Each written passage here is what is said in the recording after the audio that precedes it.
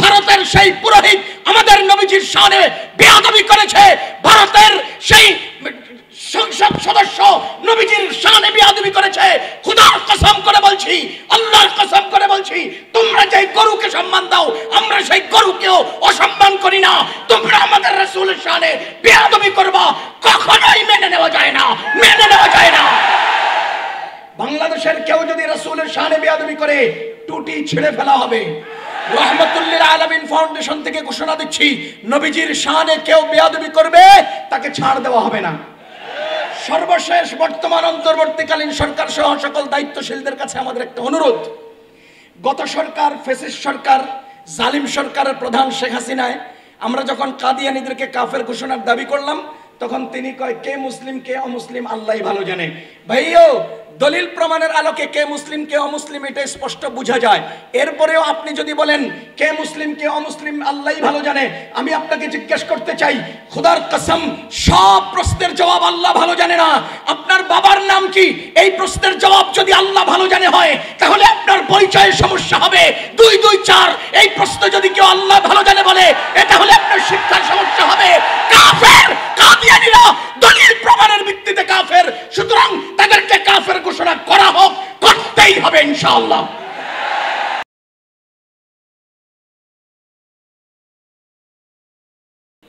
রহমতুল্লিল আলামিন ফাউন্ডেশন বাংলাদেশের মুসলিম উম্মাহকে ঐক্যবদ্ধ করার একটি বৃহৎ প্ল্যাটফর্ম। আল্লাহ তাআলা এই ফাউন্ডেশনের সমস্ত কার্যক্রমকে কবুল করুন। সম্মানিত উপস্থিতি, অমুসলিমদের অধিকার রক্ষায় রাসূল সাল্লাল্লাহু আলাইহি ওয়াসাল্লামের শিক্ষা নিয়ে আমার আলোচনার বিষয়। অমুসলিমদের অবস্থা হবে 2টা।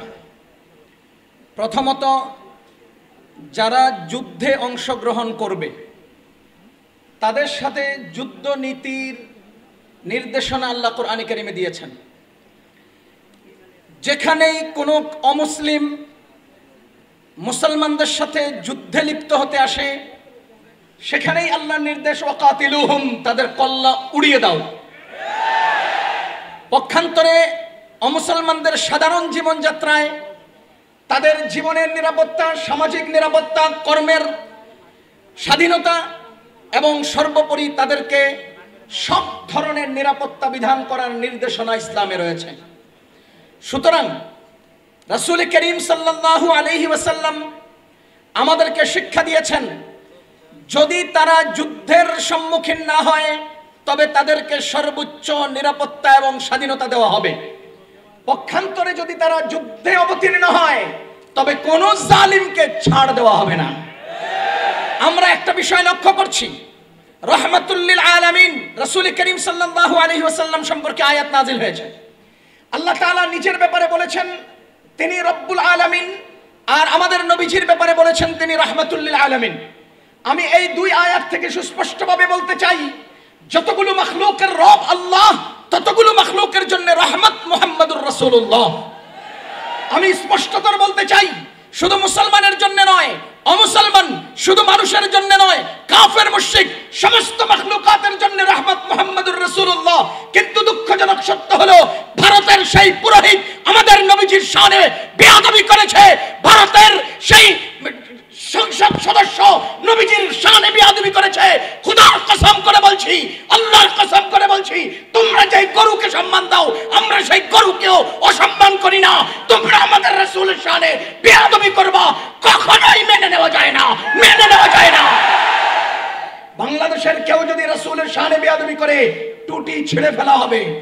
রহমতুল্লিল আলামিন ফাউন্ডেশন থেকে ঘোষণা দিচ্ছি, নবীজির শানে কেউ বেয়াদবি করবে তাকে ছাড় দেওয়া হবে না। সর্বশেষ বর্তমান অন্তর্বর্তীকালীন সরকার সহ সকল দায়িত্বশীলদের কাছে আমাদের একটা অনুরোধ। গত সরকার, ফ্যাসিস্ট সরকার, জালিম সরকারের প্রধান শেখ হাসিনায় আমরা যখন কাদিয়ানীদেরকে কাফের ঘোষণার দাবি করলাম তখন তিনি কয় কে মুসলিম কে অমুসলিম আল্লাহই ভালো জানে। ভাইও, দলিল প্রমাণের আলোকে কে মুসলিম কে অমুসলিম এটা স্পষ্ট বোঝা যায়। এরপরেও আপনি যদি বলেন কে মুসলিম কে অমুসলিম আল্লাহই ভালো জানে, আমি আপনাকে জিজ্ঞেস করতে চাই, খোদার কসম সব প্রশ্নের জবাব আল্লাহ ভালো জানে না। আপনার বাবার নাম কি, এই প্রশ্নের জবাব যদি আল্লাহ ভালো জানে হয় তাহলে আপনার পরিচয়ের সমস্যা হবে। 2 2 4 এই প্রশ্ন যদি কেউ আল্লাহ ভালো জানে বলে দলিল প্রমাণের ভিত্তিতে কাফের, সুতরাং তাদেরকে কাফের ঘোষণা করা হোক, করতেই হবে ইনশাআল্লাহ।